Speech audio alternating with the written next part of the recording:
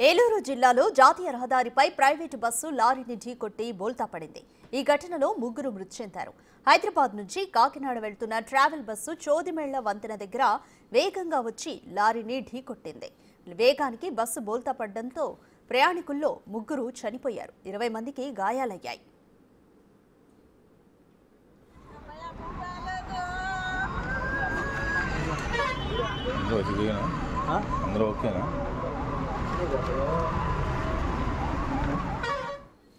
ఆగి ఉన్న సిమెంట్ లారీని ప్రైవేటు బస్సు వేగంగా వచ్చి ఢీకొట్టింది.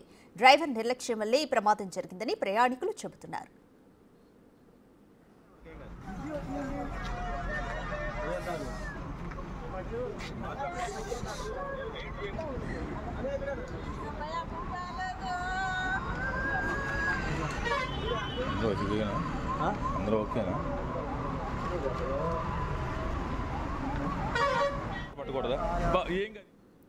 జాతీయ రహదారిపై ప్రైవేట్ బస్సు ఆగి ఉన్న సిమెంట్ లారీని వచ్చి ఢీకొట్టింది. ఈ ప్రమాదంలో ముగ్గురు మృతి చెందారు. మోర్ డీటెయిల్స్ మా ప్రతినిధి సాగర్ అందిస్తారు.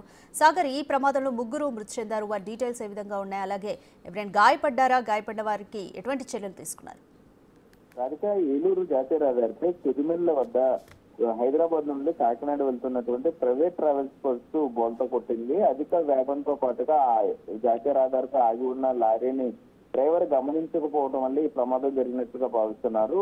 ప్రమాదం జరిగిన సమయంలో బస్సులో సుమారుగా 30 మంది దాకా ప్రయాణికులు ఉన్నారు. ఇందులో 20 మంది ప్రయాణికులు గాయపడ్డారు. మరో ముగ్గురు చనిపోవడం జరిగింది. సో చనిపోయిన వారి వివరాలు ప్రస్తుతానికి గాయపడ్డ వారిని ఏలూరు ప్రభుత్వ ఆసుపత్రికి తీసుకొస్తున్నారు. చనిపోయిన వారి వివరాలు ఇంకా తెలియరాలేదు. వాటిని తెలుసుకునే క్రమంలో పోలీసులు ఉన్నారనే చెప్పుకోవచ్చు. అధిక వేగమే ప్రమాదానికి గల కారణంగా పోలీసులు అయితే గుర్తించారని చెప్పుకోవచ్చు. మరోపక్క గాయపడ్డ వారికి ఏలూరు ప్రభుత్వ ఆసుపత్రిలో చికిత్స అందిస్తున్నారు. కొంతమందికి స్వల్ప గాయాలు, మరి కొంతమందికి కొంత తీవ్రంగా గాయాలు కావడంతో వారిని విజయవాడ పంపించేందుకు కూడా అధికారులు సిద్ధమవుతున్నారు. అయితే కాకినాడ అంటే సొంత గ్రామాలకు వెళ్ళిపోతాం, పర్సనల్ వెహికల్స్ తెచ్చుకున్నామని కూడా వాళ్ళు చెప్పడంతో సో అధికారులు వారి పూర్తి వివరాలు అయితే నోట్ చేసుకుంటున్నారు. చనిపోయిన వారి వివరాలను సేకరించే పనిలో అయితే పోలీసులు ఉన్నారనే చెప్పుకోవచ్చు. Radhika, thank you Sagar.